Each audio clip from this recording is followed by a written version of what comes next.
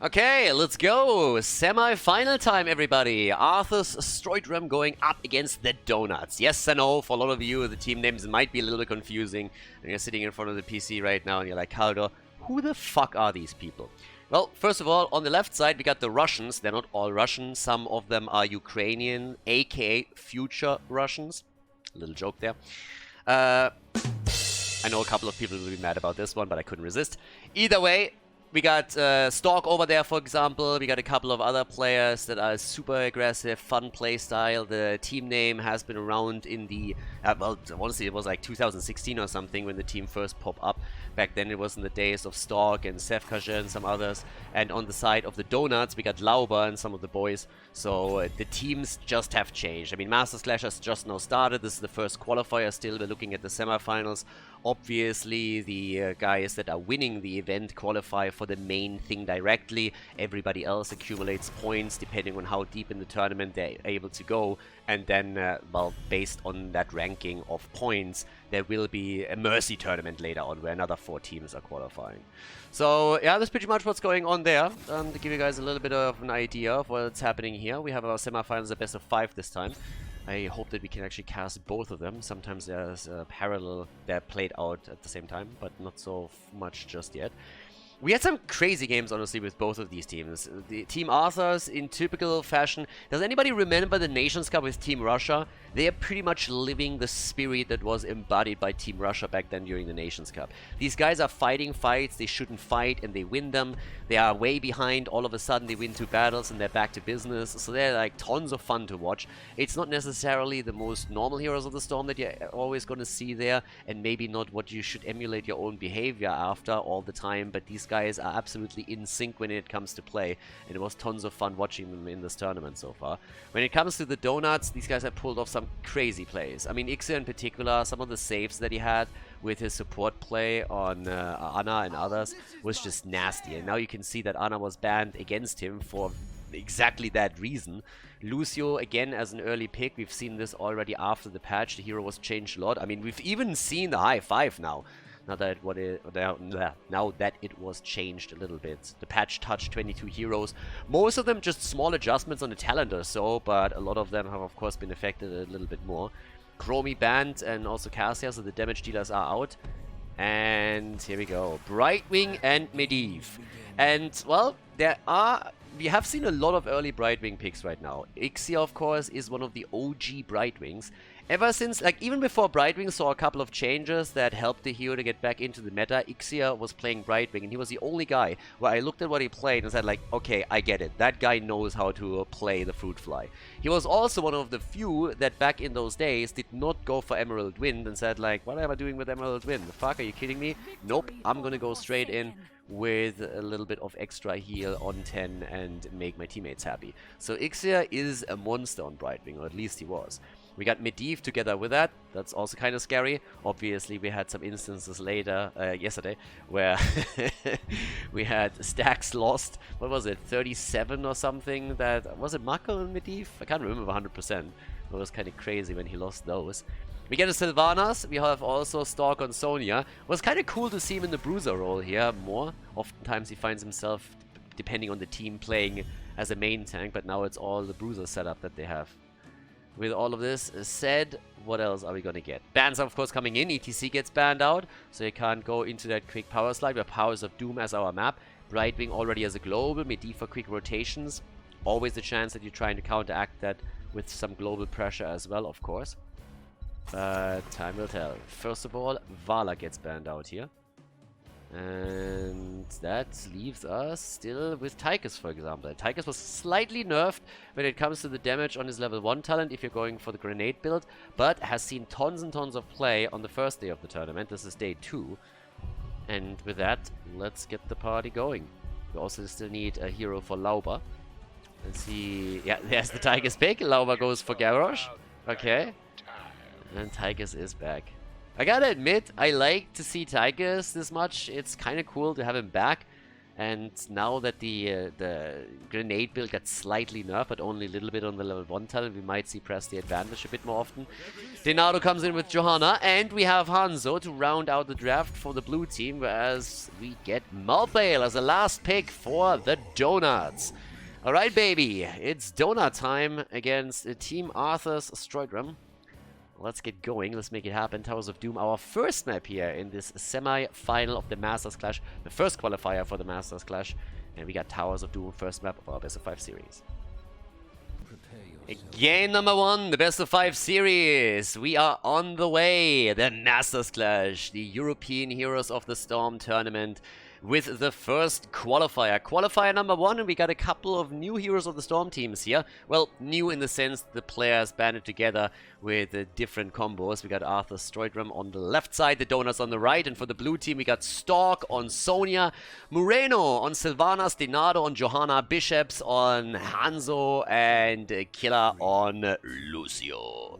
On the right side of the map, the names will probably be a little bit more familiar to you guys. The Donuts with Skog on Tychus, Lauber on Garrosh, Rutz on Medivh, Ixia on Brightwing, and Copenhagen is playing Malthael. Alright. Yeah, a wildly mixed team. We got some Heroes of the Storm players for the Donuts from France, from Sweden, from Poland even. So, yeah, that's a wildly mixed team that we got there. Whereas on the left side, Team Arthas is playing with Russians and Ukrainians right now, who to my knowledge all communicate in Russian. Therefore, I will refer to them quite regularly as the Russians. So, if you don't like that, then I gotta inform you, I really don't care. So, yeah, your problem. But either way, now that we got the game underway, this is obviously our first map. We have a best of 5 series here. There is a third place decider, and the third place decider pretty much solves the purpose that there are different points depending on whether you reach rank 2, 3, or 4 in the tournament. So obviously only the winner of the tournament of the qualifier qualifies for the main event directly, but as I already explained a little bit during the draft, the other teams will still gather points depending on how far or how they rank in this qualifier, and then you can of course accumulate more points throughout the next 3 qualifiers, and then based on the ranking there will be a mercy tournament where 4 more teams qualify for the event. So either way, let's get this party going. We have a bit of an aggressive invade here as they're trying to steal this one away, and well, they're doing well. Oh, big fight, flip and kill. Hanzo is down. Lauber with mad aggression, supported by Rutsu, who nearly gets another kill in against Sonya, but they gotta move away from it. They stole the camp too, so they're off to a really good start here. The boys in red, they're able to not only get a kill, but they also take the camp of the opponent away, forcing Denado also to hearth back, which of course means he's missing on the map for a bit longer, and therefore we're gonna see some dominant position for the Donuts. They're looking at a talent advantage right now. They're nearly a level ahead. In addition to it, they now have also another camp that they can send on its way.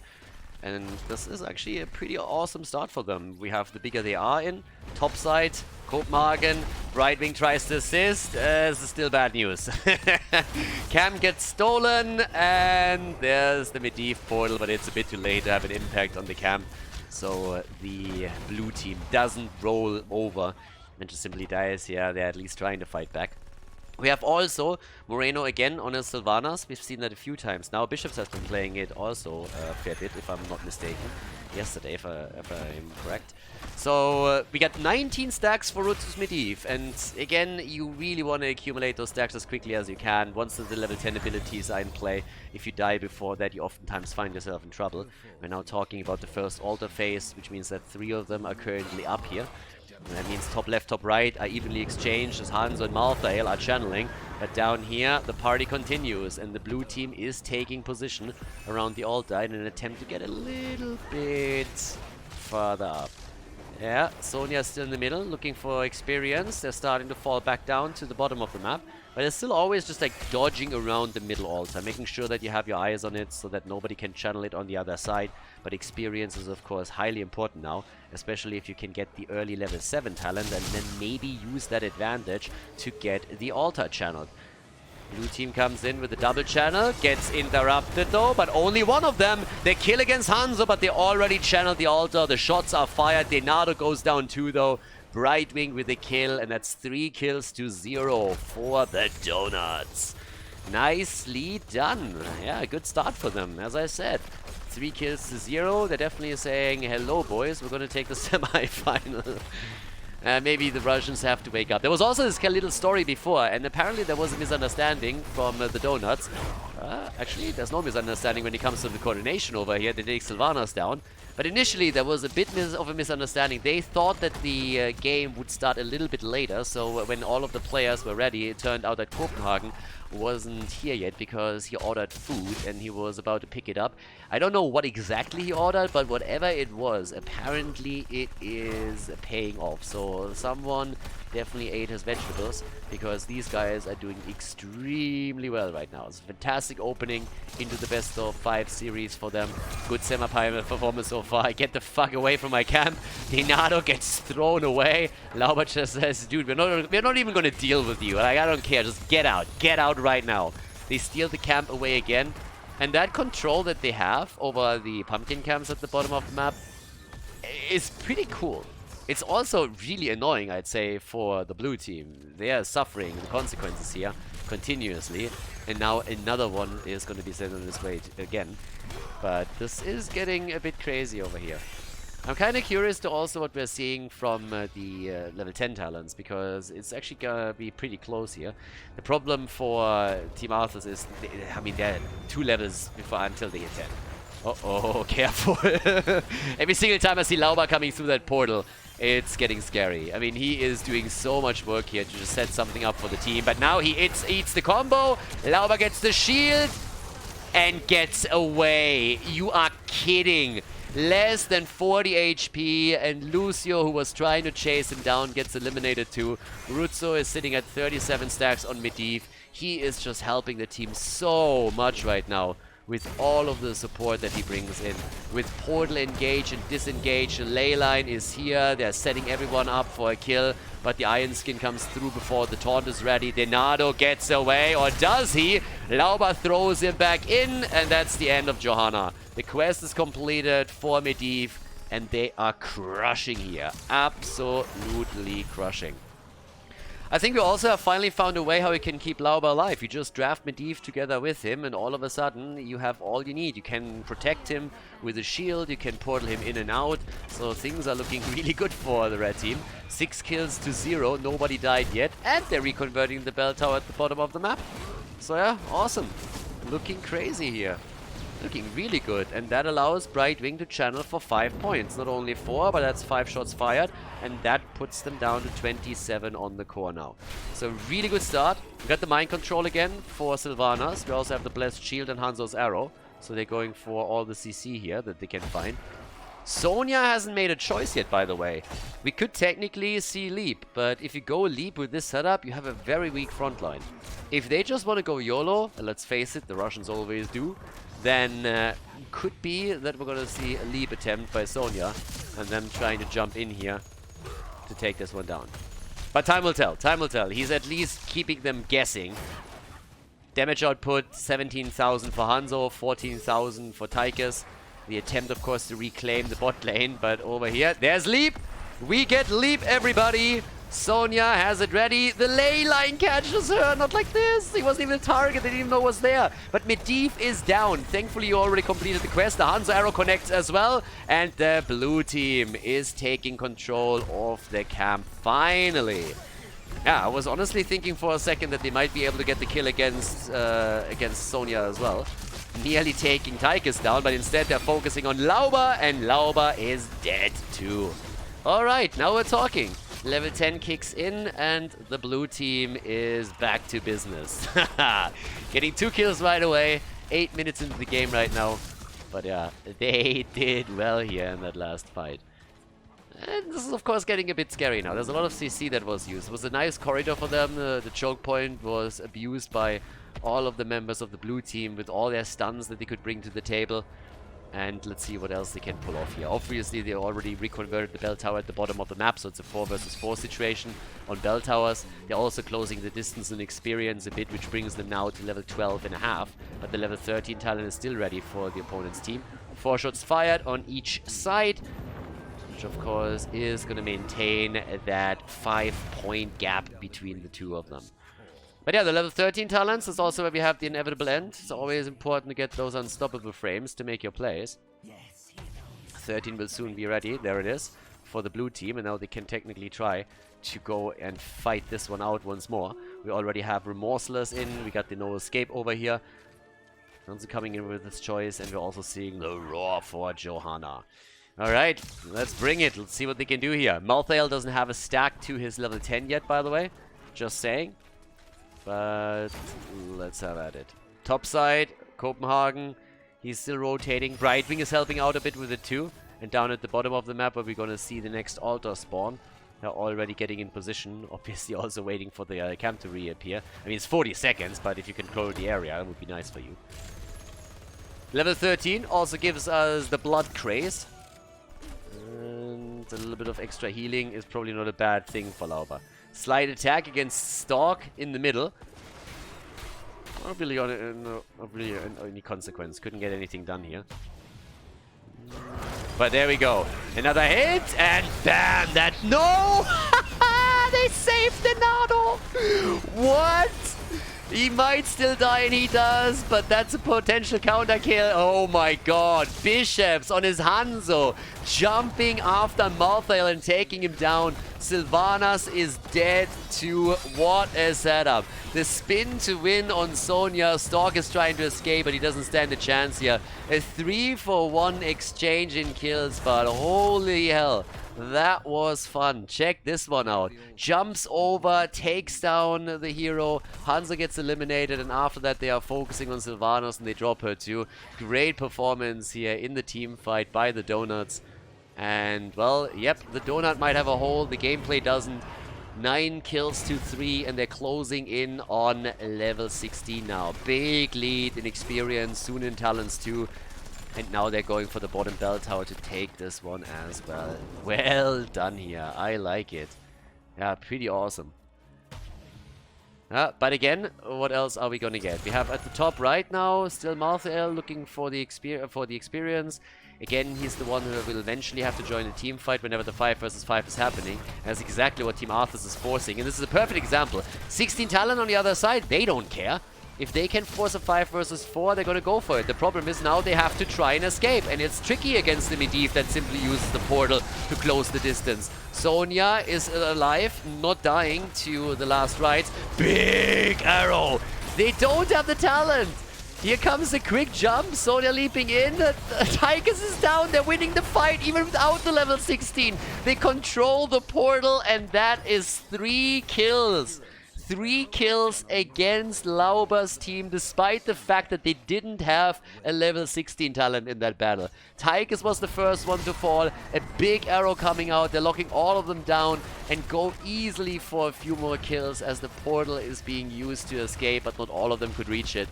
And now we have a triple altar phase coming up. That is exactly what I talked about earlier. This is the spirit of the old Team Russia. You just go for the fight, you force them in a weird spot, you win the battle that you're not supposed to win. And well, that's that. Great job by them. Level 16 versus 16 right now. We got 35,000 damage for Hanzo, 31,000 for Tychus. And they get the channel at the bottom. They have Sonya at the top left. But she is going to be interrupted. Yeah, she's definitely going to be interrupted. Stork has to deal now with Lauber and with Skog. So that might backfire. They might not get this one. Yeah, they let it slide. No, they interrupt with Hanzo. Nice. We're able to interrupt it. Ooh, a big North American arrow. Narrowly missing the target over here. But the fight, of course, still ongoing. They're not giving up on this altar, as it seems. The bell tower at the bottom of the map has been converted, so that would be 5 points off the core of the Donuts, if they get it. Tychus using the Odin, popping that quickly. And, well, here we go. That's the chance to channel it through. Copenhagen seems to be able to get it, unless we have an interrupt. Yep, and there it is.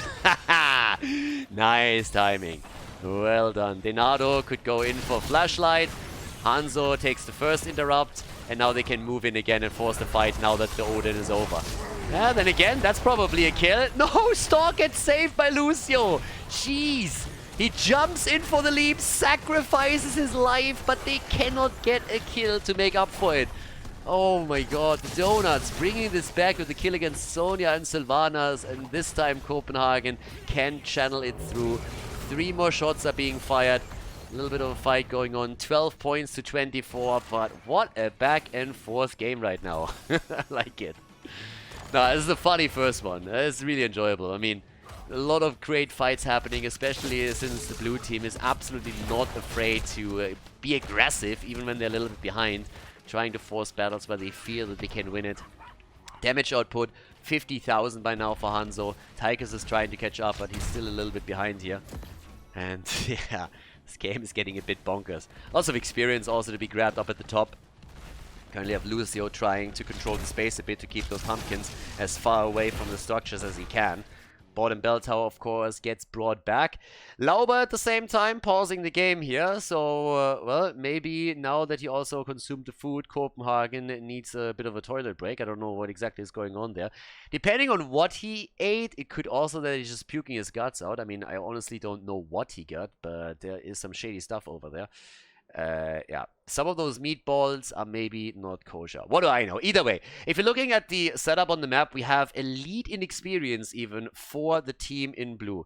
And if you look at the stats over here, that is largely because they were just doing a little bit better on the minion experience, and they're also looking way better on structures. So generally speaking, the blue team now ahead in experience. They need 1 level until they hit the 20. At the bottom of the map with the reconversion of the bell tower, that's of course where the Donuts are catching up a little bit. They're nearly closing the gap completely. They're way ahead in kills, but it doesn't really help them. They're still not ahead in XP. And now that the top lane is getting attacked this aggressively, there's a chance for the blue team to take this bell tower as well. Now the red team is obviously not stupid enough to think that they can reach that in time to defend it. Instead, they're simply trying to get the bot lane control. Which isn't too bad either, because bot lane control is highly important if you want to make sure that you have the pumpkins in a good spot to attack here. But, well, here we go. Team Arthas saying like, you know what's also really close to that top lane? The boss. So they take it. Another 4 shots fired, and they get their level 20 with all of it. Shots are fired, 12 points to 20. Single ult at the bottom of the map, and the Russians are on the move. We got our Ignore Pain, we got the Dark Lady's Call for the cooldown reduction. In addition to that, Indestructible for Johanna. But no level 20 yet for the Donuts. They should get it any second now. And then we're going to have our team fight over this one. Position is better for the Donuts. They have a bell tower on the right side and the left side of the fight. So there's no retreat strategy for Team Arthas. This is a do or die situation for them. Fight or try to run away to the top, I suppose. But there's also Odin to consider. It's still on cooldown, so depending on how much time the Donuts can buy, they have a chance to bring that back. Portal is already set up. Lauber looking for the flip, doesn't get it. They're trying to keep them away. The Hanzo arrow connects, and they're making the play for the front line. There's the mind control. The leap comes in, but is interrupted by the ley line. Still stunning out a target, though. They stunned Malthael with it. What the hell was that play? That one was insane. That's how you set a leap up. The ley line leap, and it works out for them. Oh, the ley line save on Sonya. Not like this. What's happening in that fight? What is happening here? Stork would have died, and now he's alive. That's insane. 8 kills to 11. Lucio is healing them up. It's a 5 versus 4 right now. This is ridiculous. They're trying to get the kill against Malthael, and he is super low. Ixa is doing his best to try and keep them alive here. Stork again under attack, but this fight is just bananas over here. I mean, damn son. Denado in the middle of things trying to block. Oh, he blocked Tychus, but he couldn't quite make it work. They nearly got the kill on him. But just look how long this fight has been going on. This is a 5 versus 4, and it was for the last minute at least. I mean, Garrosh is nearly back already. Denado is about to fall. The ley line coming in again, setting them up, buying even more time. But this is real trouble right now. Everybody is low. Bishops, they have to fall back. They just have to fall back. The Medivh Brightwing combo is just too much. Johanna is already down, and they are retreating. The channel is definitely possible now at the bottom of the map. We're taking another look at that leap, by the way. Check this one out. Sonya is in the air, and then she lands on 2 of them, and they can lock in the kill on Malthael because of it. ridiculous. Absolutely ridiculous. I mean, they didn't realize where she was leaping at, so Malthael moved right into the way of it. Here's the shots fired, 4 in total. It puts them down into the single digits, of course. But what a battle. I mean, damn. They just didn't have any mana at the end anymore. That was one of the biggest problems here. And again, the big deal is that they didn't have control of this bell tower. Over here on the right side, there was a fountain for the donuts. The blue team didn't have one. So they could tap in the fight. They just set up a portal, went through the portal, tapped, and immediately reappeared in the battle itself. That's the reason why they could fight it, even though it was a 5 versus 4. Yeah, they go for the ley line.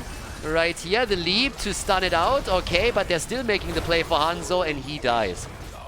All assist attempts aside, he goes down 20 points to 8. Crazy, crazy game here, and a real fun one at that too. A single stack for Malthael on his level 10, but oof. What a game. Yeah, it's pumpkin time again. I don't think they can escort them through. Maybe a little bit of a flip. Nothing yet. No, they're taking them down. 1 down, 2 down, and the third one is also going to fall here. Yeah, Brightwing is now moving towards the top, using the global to get them a bit more control over the top lane and potentially take back that bell tower. I mean, it's going to take a while, but still.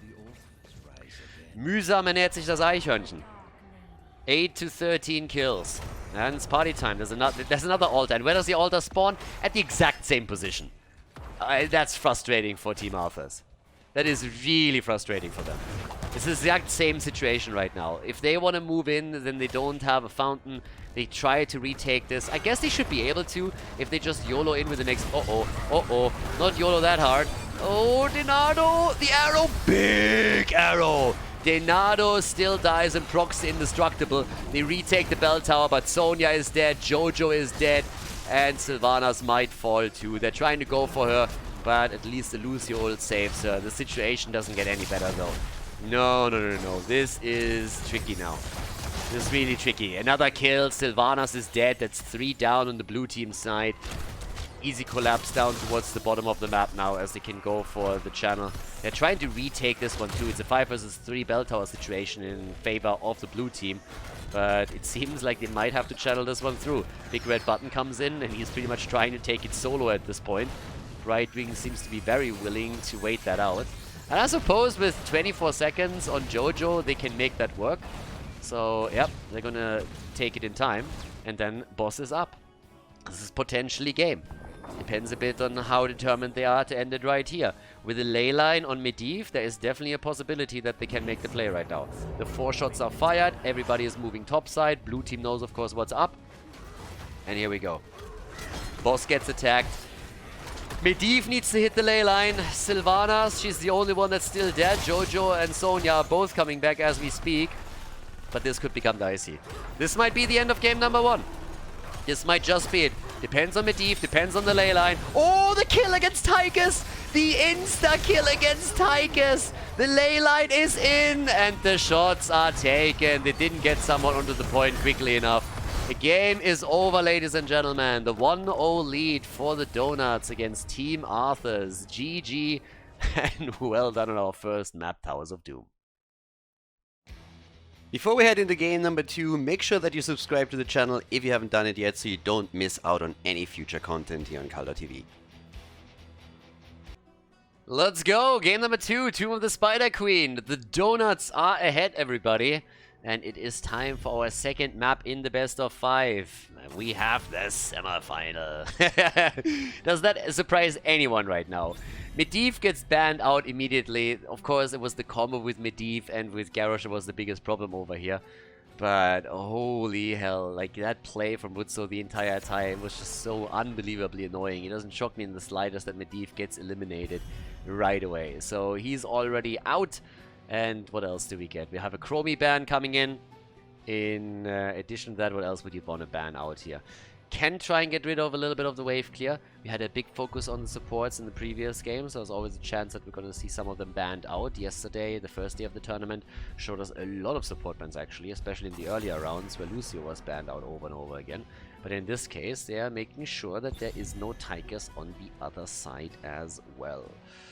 Okay, so what else do we get on the bans? Maybe a Sylvanas ban, honestly, because the one hero that Team Arthas has been picked over and over and over again on multiple of their players was Sylvanas. And they set up a lot of really aggressive pushes together with her, but instead we're having Cassia banned out, which leaves Sylvanas open for a potential pick on the blue team side. First pick, on the other hand, what are we getting here? We've seen the Lucio play already earlier. Is that another one that they want to go for here, yes or no? That's the bigger question. This time a bit more hesitant with the first pick's choice. And there it is. Skillia, how apparently that's pronounced, is picking his Lucio.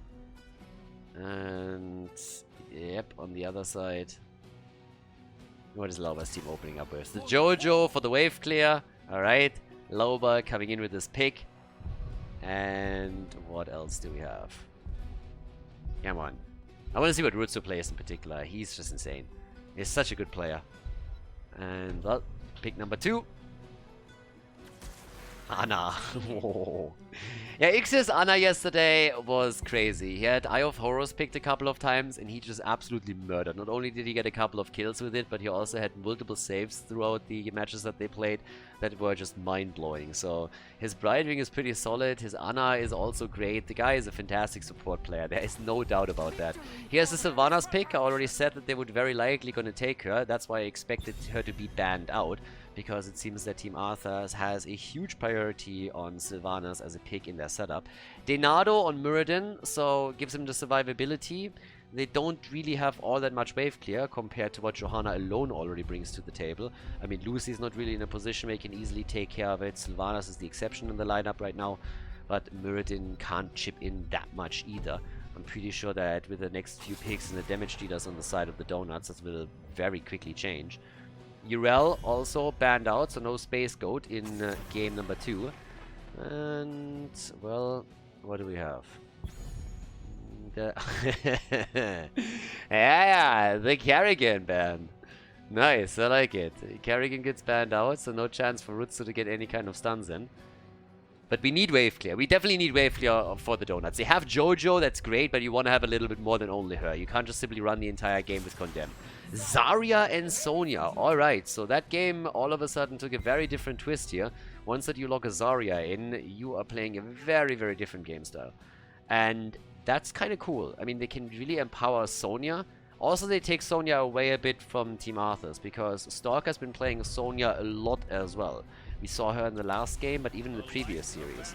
And it's again the double support over here. We get Uther and Malthael. Lucio, Uther, double support with Muradin, Malthael at the front line. And Vala is the last pick. Spicy draft, everybody. A real spicy setup for game number 2. Tomb of the Spider Queen. It's a best of 5 Heroes of the Storm match. And now we're going to head into our second map. Team Arthas going up against the Donuts. Game number 2. More Heroes of the Storm with Team Arthas and the Donuts. We got our tournament continuing with Malthael being played by Stork, Denados on Muradin, Skillia on Lucio, we got Moreno on Uther, and Bishops is playing Sylvanas. On the right side of the map, the Donuts with Rutsu on Zarya, Copenhagen on Sonya. We got Skog on Vala, Ixia on Ana, and Lauba is playing Jojo in game number 2. That's a bit of a wild setup over here. The double support that we have with Uther and Lucio is kind of fun, and then the other side you have an old school Zarya combo trying to assist Vala a bit more, and allowing her to go just a tiny bit deeper.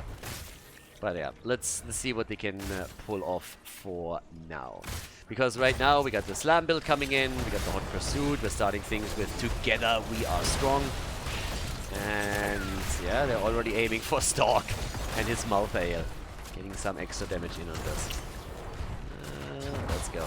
Sonya is now at the bottom of the map, going up against Uther. Big jump, yeah, nice Stormbolt connect, but not enough to get a kill here. But you can already tell that they're really aiming for Vala in these instances. It's a brawly rotation between the two lanes, here in the middle and the top, that both of the teams are executing. That's what I like about the blue team. Whenever they're playing, you know that there's going to be fireworks. Like, I very rarely see these guys just like, you know, sitting back, not doing anything, and just like relaxing. No, no, no. There's always like fire there. They're always pumped. They're always making plays. They're always looking for kills, for fights. They're reminding me a little bit of what we had from the Chinese teams back in the day. So, yeah, it's kind of cool. I mean, there's so many heroes that can also be supported on the red team side. They're all rotating down there and saying, well, we're going to get those siege giants right now. What are you going to do, Uther? Unfortunately for Ixer, the sleep dart misses, or they could have maybe gone for Uther as well. But either way, they're still getting ready for the fight. Sonya also gets a few shield points out there. It's not only Bala that gets supported by Zarya, but Sonya too. And there's another Stormbolt connect. In we go. I'm a little bit excited for this. I really hope that we're gonna get more than only 3 maps out of this series, because it has been quite a bit of fun to watch both of these teams in the previous rounds of the tournament. 6 stacks already for Muradin, by the way, so yeah, he is definitely connecting them. Doing a great job on this. Both of the teams go for their camps, trying to set them on the way. Once that level 4 kicks in, we're very likely going to see Sledgehammer too. And as of course, Bala with the traditional build, the speed bubble comes in for Zarya, Muradin with the Sledgehammer. They're waiting out the cap on their own camp a bit, just so that they can defend against this one a bit easier. And in the meantime, we have also the slam build continued just a bit. But it's about the fight now. It's really about the battle over here. As you can tell, Stork took their own camps. They're trying to defend properly with the help of their own camp.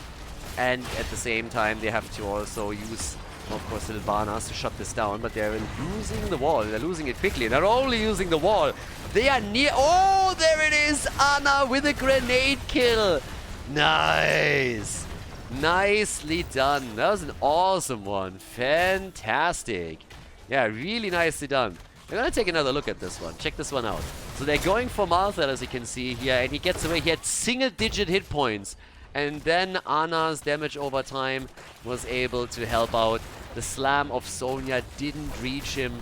But boy, that was just perfect. Real good pressure on Marthel. They take him down. 1 kill to 0 now, and that's the opening first blood in this Heroes of the Storm game. Now we have Copenhagen at the bottom going up against 2, which he until now didn't know. Spin, win, and yeah, makes it out. Okay, good for him. That got scary for just a second. Similar situation now in the middle, as Muradin is trying to connect a few more Stormbolts. And Inado is hammering those out. He has 10 connects, which gives him 14 stacks on the baseline, thanks to the level 4 talent. And of course, now they're also starting to go for Muradin here. Trying to get some additional damage in. Red team is controlling this nicely. I like it. They have 41 gems that they already turned in. Only 12 delivered on the blue team side. They're hoping for a little bit more here. But everybody is already low for Team Arthas. Marthel on the bottom of the map, he goes down. There was no assist on him. So that's the second time now that Stork has fallen. Both kills against him. And that opens up an opportunity for Copenhagen to turn in his gems. And that will be the first Webweaver wave of the game. Red Webweaver is about to descend. And we got level 7 talents for both sides, which, well, first of all, it gives us Vala's Arsenal on level 7, and it also gives us the pinpoint accuracy right now. Muradin at the same time comes in with the heavy impact, but since the wall in the middle has already been destroyed, it's a good chance now to maybe take a fort down 2 and drop this here.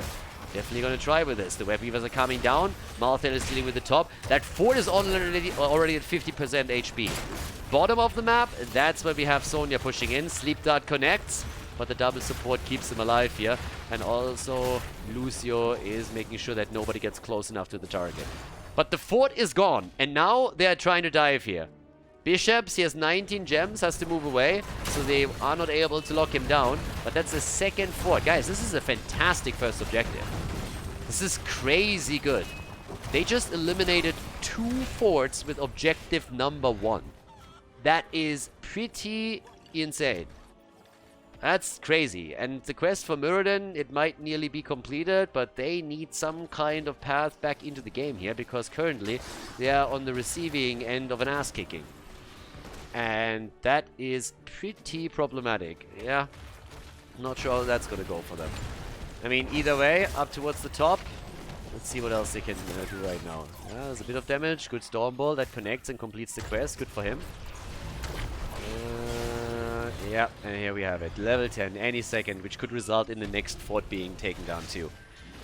Strafe, I'm a little bit worried. I'm not gonna lie, the first game was pretty close, especially after level 10 kicked in. The blue team had some fantastic fights and came back with a lot of aggression. The Eye of Horus, as yesterday, the first day of the tournament, gets picked again by Ixia. And now with the level 10 advantage, they're just simply saying, let's go boys, we're going for the boss. And why wouldn't they?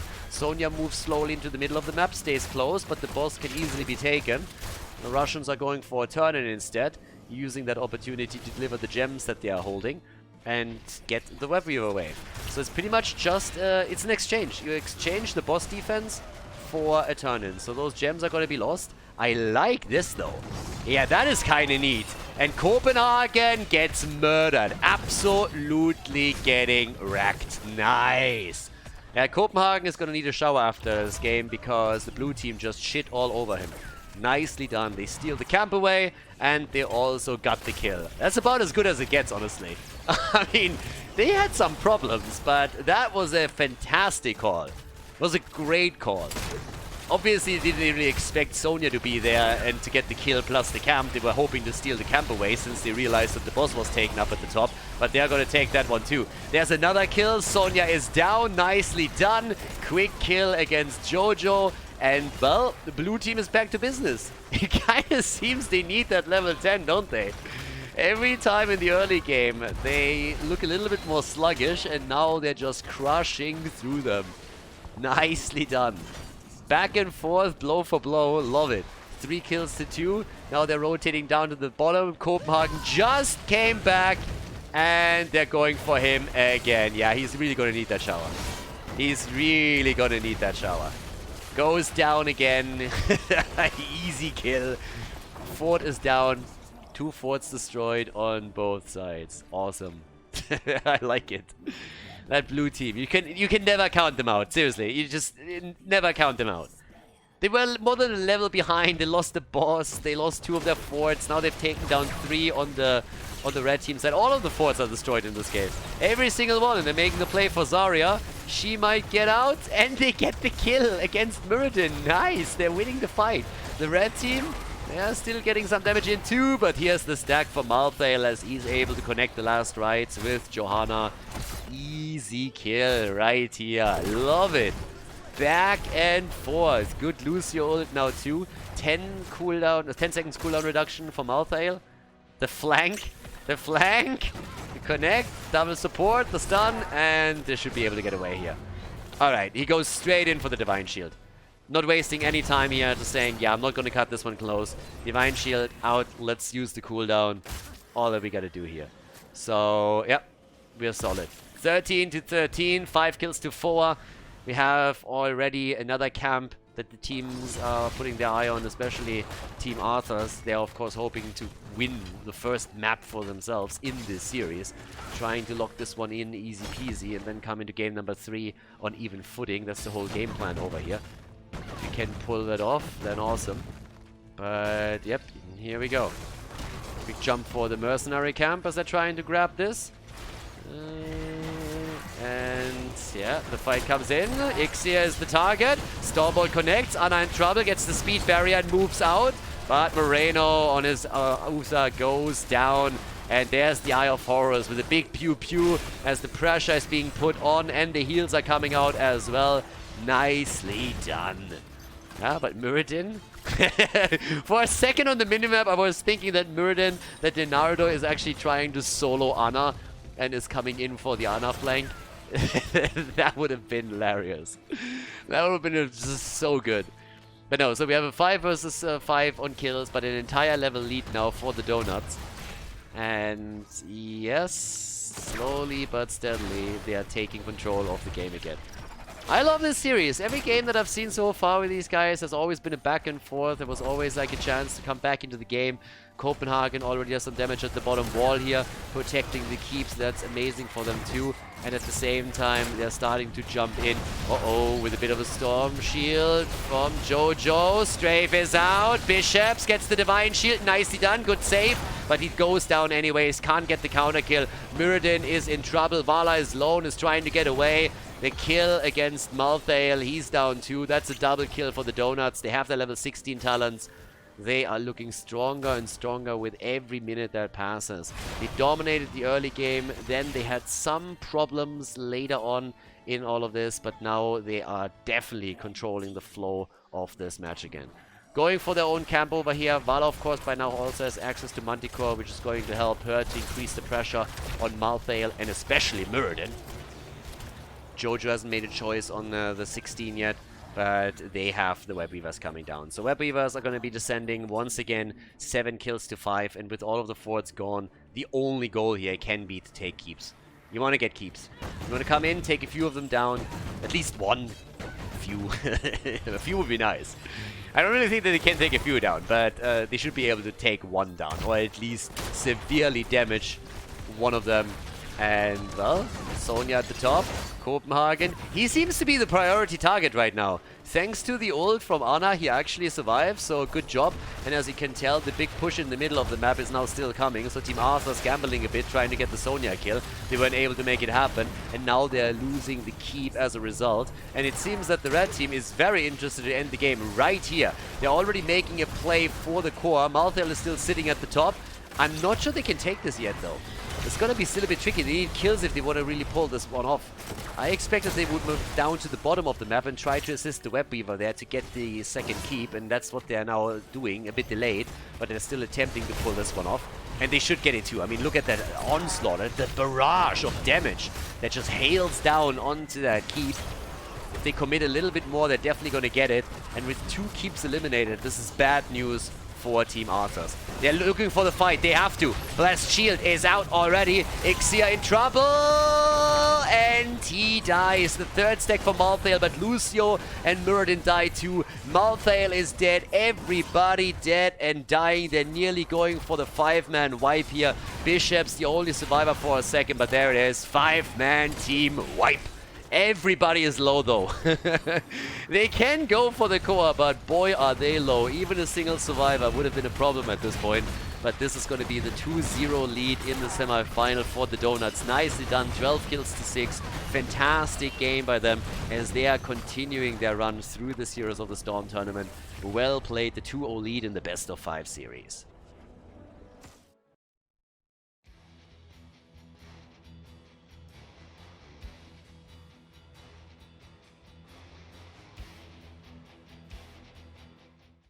Game number 3, let's go! Alterac Pass, everybody. Team Arthas against the Donuts. There was a bit of confusion. Again, this is the first qualifier for all of this.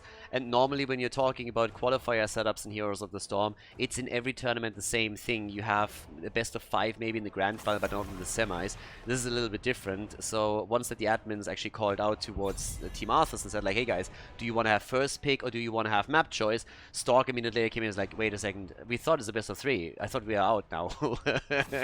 No, it just came in and immediately said like, yeah guys, you have to play another one and you have a chance to actually come back here. So here we go. It's kind of sad that we have a ban against Zeratul, but I totally understand it considering how Rutzo played on the hero just yesterday. Now we also have the Slug banned out, no Abatha in this one. And there is the ban on Chromie. Slugs taste really good, by the way. They taste a little bit like mussels. It's pretty much the same thing. If you've ever been in France, have some mussels, some snails. Slugs, snails, whatever. Honestly, it tastes pretty good. It's not too bad. There's our Medivh pick, by the way. Moreno's the one who locks it in this time. So they want to show the Donuts that Rutzo's not the only one that can play Medivh. And yeah, Cassia got banned out too. Yeah, now that I'm talking about food again, talking about like recommendations when you ever visit another country, if you ever happen to be in Australia, the one thing that you owe to yourself is to go to a proper restaurant and order a roux steak. Kangaroo is insane. Honestly, one of the best meats that I've ever eaten in my life. I mean, there's a lot of good meats also in Europe and in the US, but kangaroo steak, mwah, it's the best thing ever. It is fantastic. Wouldn't have thought so myself before I tried it, but it is incredible. So yeah, definitely check that one out. Anyways, after the Medivh opening, we got Ixia and Rutzo now starting things up. And here comes Denado with his Garrosh. And Hanzo played by Bishops. And he played a pretty sick one in the first game already. So I like the way the draft is coming together here. Keep in mind that when the red team played Medivh earlier, they also had Garrosh. They played this combo where you just simply put the portal onto the opponent, you get Garrosh through, and then you come for the quick flip there. And you're going to be in an absolutely fantastic spot to prepare a kill for your team. So, yeah, that's going to be a neat one. There's also the quick ban on Stukov. I would have been surprised if... I mean, they have Brightwing already. It's not like they're going for double support. If they wouldn't have picked Brightwing in this early position, I wouldn't have been surprised to see a Stukov ban here too, so that you deny some of the portal control. But let's not forget that Ixia, of course, also picks Brightwing this early. Ixia is pretty much the European BBJ. He's a Brightwing lover. He always was, even before Brightwing received some buffs. And he's a sick support player. I mean, we've seen some of the games already, the earlier ones. But, yeah, it's kind of amazing. Alright. So... let's see. By the way, talking about food, there's a couple of things that I honestly don't know how they properly translate into English. I mean, the Germans might know, but how do you explain to someone that is not German Sauerbraten mit Klößen und Rotkraut? You can't really. Because if you just translated, the food that you would get served in other countries, especially English-speaking countries, would be totally different from what you're trying to go for. So it's really different. Like... explaining to somebody what Sauerbraten is or simply just Klöße is so difficult, and I honestly don't know. But if you're ever in Germany, that's the food that you should be looking for, not just currywurst. Everybody seems to think that the Germans just eat sauerkraut and currywurst and stuff like that. That shit's disgusting. Sauerbraten, ladies, that's what you want to go for. And also Klöße and Rotkraut. Mwah, fantastic. Hogger and Dehaka in. We got a lot of global action here. Brightwing and Dehaka on the same team. They can really rotate around here. It's a huge map too. Same time, we got Malthael, we got Lucio, and, well, let's check it out. Copenhagen. We need a bit more frontline for these guys. So they really just played... no, they play Tracer. They are playing full-on Wildheart style at this point. I'm not quite sure if that's going to work. They're dipping a bit too much into the North American meta, I feel. But let's go. Game number 3, everybody. Let's check it out. We got Alterac Pass coming up, potentially the last map between Team Arthas and the Donuts. We'll find out now on the next map of the semifinal. Okay, let's go. Game number 3. Our Heroes of the Storm tournament continues, and the blue team still has some hope to stay in this competition.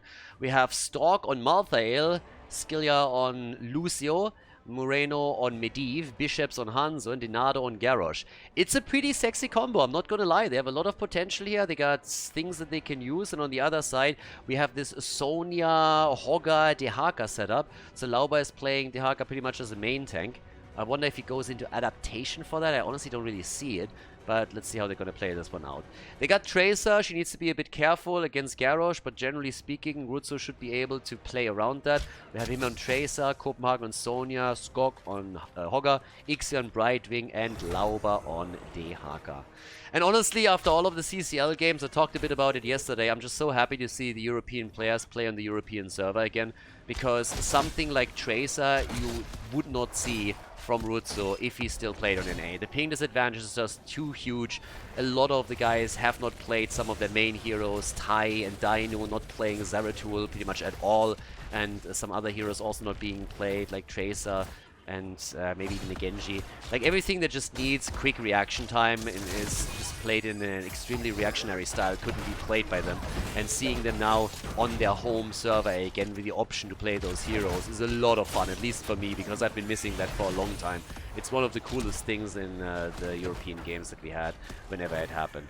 Now it's a quick kill also against Sonya, so a good start for the blue team. Hogga is just pogging it out over here. Lauer going pretty much AFK at this point. Yeah, takes that one down pretty easily, no problem for him. Spin to win. It's really a surprise that he isn't dizzy already. But I'm kind of hyped for this. This should be a nice one. Hogga was also changed quite a lot, but we haven't really seen the build change at all. We haven't seen a lot of Hogga matches yet on the competitive level.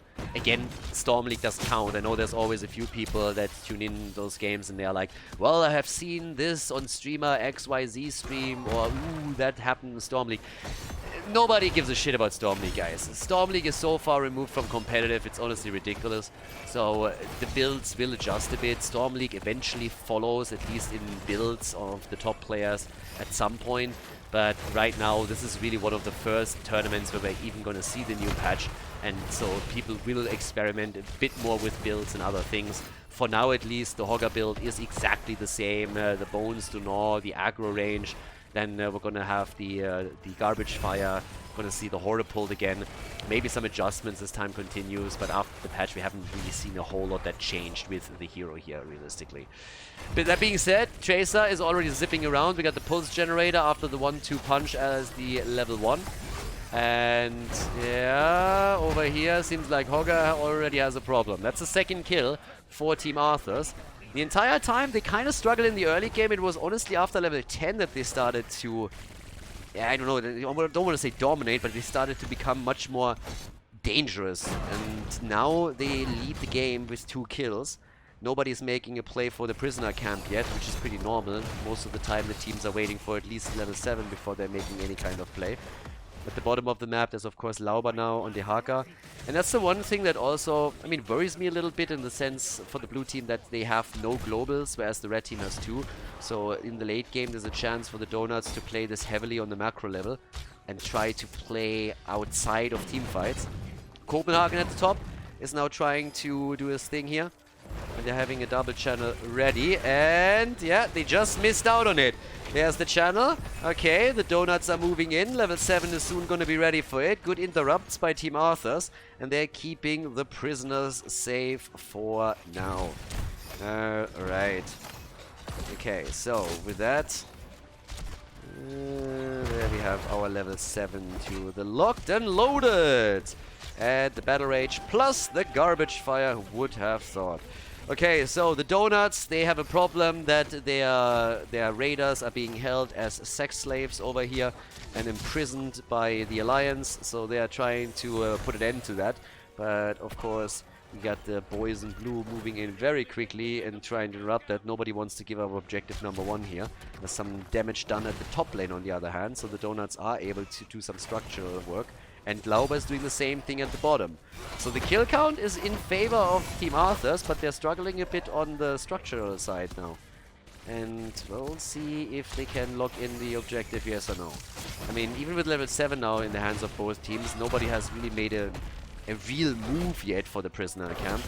There's always still a chance that they're trying eventually to go to level 10 first, but normally it's the level 7 talent that's really like the go button for the teams here. So, yeah. Top right, that's where we have that already. Let's go. And let's make the play. The flip, the stun, and Copenhagen. Nope, he's still fine. Makes it out, but at least the kill opportunity. Now, of course, we're also seeing the stacks from Medivh coming together as these fights continue. With 17 stacks, it's not looking too bad, but there's the kill against Lucio, and they are looking for more. They would love to get Medivh here, but they get Hanzo instead. That's 2 kills for the Donuts. Nicely done. Alright. Yeah, and this time they're gonna lock the objective in. Okay, finally freedom for the Raiders. Escaping that hell. That hellish prison over there. Alright, anyways. Push to the middle already is pretty hefty too. I mean, they got the camp here. And even before the objective is on the map, they are taking this one down, aren't they? I mean, that's tons of damage on that 4. That's a goner. They have level 10 too, so it gets worse. The Hoarder pulled is in. Emerald win! No! God, I hate that talent. The good old Genji bomb. You remember that? Swift strike in and then a good timing with the Emerald Wind follow-up from Brightwing, and all of a sudden you isolate a target and take it down. Oof. That's exactly what you do there. But okay, we got the ley line now ready. Also Hanzo's arrow. And this fort is toast! Fort is down and they're now attacking the top as well, trying to eliminate that. Yeah... I think that the guy is there getting murdered here. That's the second fort that falls. I was really thinking that they might be able to defend this one, but nope. Not even close. I'm not even trying. They're more worried about the mid lane, where the Raider is already at the keep wall, so there's that. And while Malthael is still fighting a 1 versus 1 setup against the Haka. Top lane, that's a very different story. Over here, They are now also losing the gate. So things are getting nasty. But I mean, anyways, we got Hogger already going for the full Pogger setup over here. Boing, boing, boing, boing, boing. Yep, and it's party time. Hey, where's the Hogwell? There we go. Oh, yeah. Dim, dim, dim, dim, dim. Like, if I'm on one of those gnolls, I would feel a little bit trolled, honestly. So, going full Tasmanian Devil there on us. Anyways, but, like, the blue team is just taking a beating right now. I don't know what else to tell you. The fight only cost them 2 heroes, but now they're losing structures all over the place. And finally, we're going to see the 5-man commitment over here. But there's the aggression. Lucio with his ult as they're moving in. They're getting chased back. Yeah, it's a 5 versus 4, but Sonya is on the way. Hogger hogging it out, and nearly a kill against Garrosh. Last right kill against Hogger. Oh, yeah. There's a stun set up against Lauber. They want to go for the Hakan. They might be able to get the kill, but instead Maltdale gets hit hard. Oh, Sonya with a kill. It's a triple, baby. And Sonya is able to take the stacks on Medivh. That battle, the ley line first of all, and then afterwards Sonya just going ham on them. Slamming it out there and just punishing the blue team like Hulk punished Loki in the Avengers. Brutal. Absolutely brutal. Puny God. Exactly. So down they go. The aspect of death is doing a lot of dying right now in these fights, whereas Hogger is looking for another camp, but with 5 kills to 3, a level 13 talent, 1 level lead, the boss taken at the bottom of the map that is now eliminating the 4. The situation is looking fan-fucking-tastic for the Donuts. Yeah, these boys are doing well. Going for another boss over here, and whew, it kind of hurts a little bit. But again, as with Team Russia, I'm currently in a situation where I'm thinking, they're exactly where they want to be. Behind with the back to the wall and nothing to lose. Let's go. So, yep, there's a chance to maybe go for one of those YOLO fights and take it. Okay, so they are going... hello, team? Team? Team? You guys do know that your top lane is getting attacked, right? You do know that. They're fighting it out down there with the Haka, who interrupts any kind of portal. Nearly gets a kill against Medivh. And nobody's defending the top line. Team, hello? Hello? The keep called. It wants some protection. Well, apparently, the keep can kiss the ass a little bit, because that topside keep is not going to have any fun at all. Yeah, no chance. I'm sorry, boys, but this one's down. This one's just gone. The Haka interrupting portals, everybody else trying to make sure that they can't back, and all of a sudden it's a keep for free. That's how you play the game. 10 minutes in, on Alterac Pass of all maps, we have 3 to 5 kills and the keep is down. I mean, Alterac Pass is a winter map. I personally was always off. Ooh, nice! A lot of damage done here. I was always on the opinion that the Russians should have a little bit of an advantage over here. I mean, it's a winter map after all. I guess the Swedes, as they're chipping in, are also making this a little bit tricky. The only ones that are really suffering heavily here are the Germans. One of the reasons why Hazu never really picks Sergeant Hammer over here, because German tanks in Winter Wonderland, they're not really doing all that well. If history taught us one thing, then it's that. So, yeah. Don't have to ban the tank against Hazo on this map. That's one of the few exceptions. No, I'm just kidding. He still plays it here and wins with it too, which makes it even worse. Then again, Hammer not really part of the meta any longer, and yeah, not sure how many people I triggered with that, but hey, let's go. 16 against 14, 5 kills to 4, and well, they gotta win the fight now. I'm sorry, but at this point, it's do or die. If you don't win the battle, then you're just screwed. You lost the keep in the top lane. Catapults are already moving in. They won the objective, but they still have to keep everybody alive, or they are going to get wrecked over here. But nope, they're able to move out. Now, obviously, this is one of the maps where losing one keep is not the end of the world, right? Losing one keep is not really all that much of a problem, because the keep, the core is going to regenerate, and also those catapults, the null thingies, they're not that dangerous. Oh, that arrow on the other hand. Hogger gets hogged down again, and Lauber is dead. Nice. Awesome. Good shit over here. I like it. With that, we have 7 kills to 5. Again, they took this fight without the level 16 talent. I cannot emphasize enough how YOLO these guys are, and it is just a pleasure to watch. They come in, they get the kill, the big arrow that stunned out 4, and all of a sudden they are starting to take the fort in the middle of the map. They can now rotate down, maybe even do some damage in the middle instead. They are doing solid work over here. I like it. That's kind of crazy. Every time. I love this. This is like the Team Russia of old. It's the same thing. Every time you thought, okay, these guys are done. This is over. All of a sudden, bam, team fight. And they are killing it.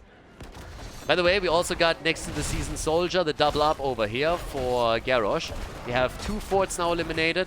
A little bit of damage done at the top lane. In the middle, they opened the wall up. So things are looking a bit better. They're still behind experience. But time will tell if they can maybe now put a dent into this. They're already moving into the middle again. Trying to go for Hogger once more. At least attempting to steal the camp away. Which is exactly what they're going for here. I like it.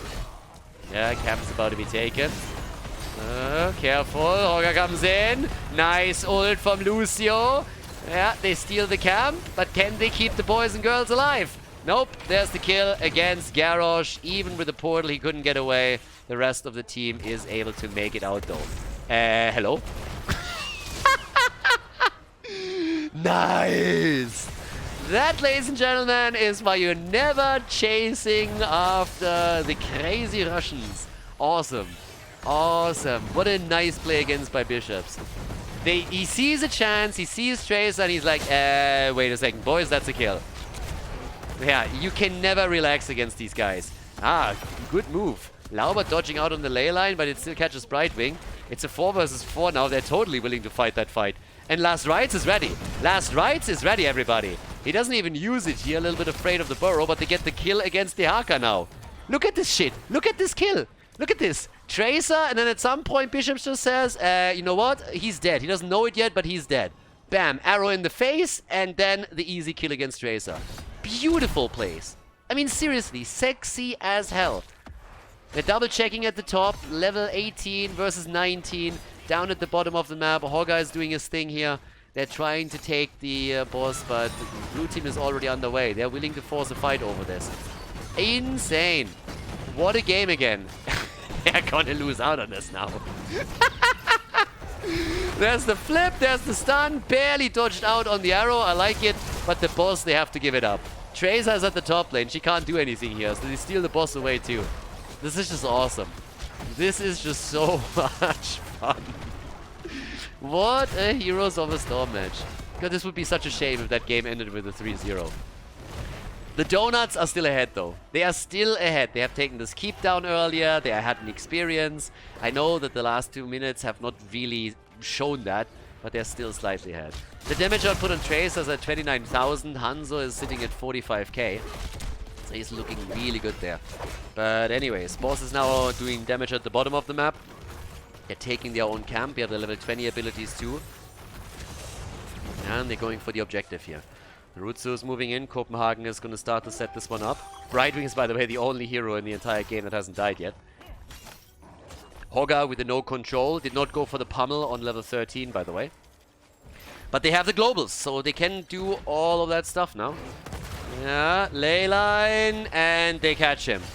They catch Sonya. There's the chance to make the play. Copenhagen gets immediately assisted. Nice ult from Lucio, but is it enough? Bishops jumps out, has the arrow, but he dies to Tracer. Rutsu gets the kill, but now he's gonna fall. Bam. Nice kill. 4 stacks on Malthael now. Malthael has 4 stacks at this point. Medivh has 27. And he gets out, doesn't die again. He died once earlier, and that was a problem. Oh, Brightwing with the Malthael kill. Nice. Yeah, and Lucio is also still in trouble here. God, this is a game. This is awesome. Yeah, another quick kill right here. Nice, nice, nice, nice, nice. What else are we gonna get? Okay, do they get the... Yeah, they're gonna get the camp, aren't they? No one can stop death, so Stork is back to business, and he's gonna have the ult back up in another few seconds, so they can technically try and fight this. It's a 3 versus 4, but they have fought worse odds. The camp in the middle is also a bit of a problem because the blue team could take down that keep. Ah, Medivh is dead, loses the stacks again. Yeah, that's gonna hurt now. He gets another kill. 5 stacks for Malthael now, but he might die for it. Yeah, Lucio's trying what he can, but Malthael is down. The keep over here, it seems like this could fall. It's going to be close. The problem is, of course, that with the camps, or the prisoner camp now unleashed, there's a solid chance that Team Lauber can end the game right now, so that's a bit of a problem. But either way, 11 kills to 11, and they were able to also save the keep over here, so there's that. Now they're pushing this out as much as they can. The boss is still busy with the remaining minions here. But it's all about how or if you can now defend against those raiders. So, yep, raiders are coming in and it is party time. Level 20 versus level 20. 5 stacks on Malthael. He's dead for another 30 seconds. Top lane, they're not really taking care of it. They're much more focused on the middle of the map right now, trying to save some more of those keeps. But the donuts, they are looking for the holes in the defense here. The Raider's about to go down though, so they're taking this one easily. The keep, at least for now, holds, so good for them. Raider down, and they let the core defend on its own. I'm not sure if that's going to work out the way that they intend to. Now, everybody else on the side of the red team has already moved down to the bottom, but honestly, Team Arthas has to make a choice, right? They have to make a decision here. They are just saying the boss is going to deal with all of this on its own. Let's try and defend the keeps, and so far they've done exactly that. Both of the keeps are still alright up at the top. The boss, the core, is winning that battle, so good for them. They're still in it, and they're trying to go for the fight here. Hanzo's arrow is already out. They're trying to go for the battle with a quick attack, but once again, the Lucio ult solid, but Hanzo dies regardless, and off we go. There they make the play. Bounce, bounce, bounce. Boom, chicka, wow, wow. We got good old Hogger just hogging and pogging, and with that, the second kill against Garrosh was more or less inevitable. Tracer still on the way back, nearly taken apart by Lucio here. They can maybe hold for a little bit longer, but I think the bottom keep at least is gonna fall. That bottom keep is not looking good at all, and Sonya, you can tell how Copenhagen just wants to go for it and fully slam the thing down. It's a crazy game though. I mean, this series was super entertaining. It looks more and more as if the Donuts might be able to win this Heroes of the Storm match with a 3-0 score, but I don't think that the games really reflect that score. So, yeah, there's the double kill. Lucio is down, so is Malthael, and with now all of the armor shields gone on the core as the last keep falls, this should be the conclusion of this semi-final. Team Arthas is going to drop down into the third place decider of the first qualifier for the Masters Clash, and the Donuts are moving on to the grand final of this first qualifier. GG and well played. Great Heroes of the Storm match between the two teams here. Very entertaining one, but the Donuts, they take it with a 3-0.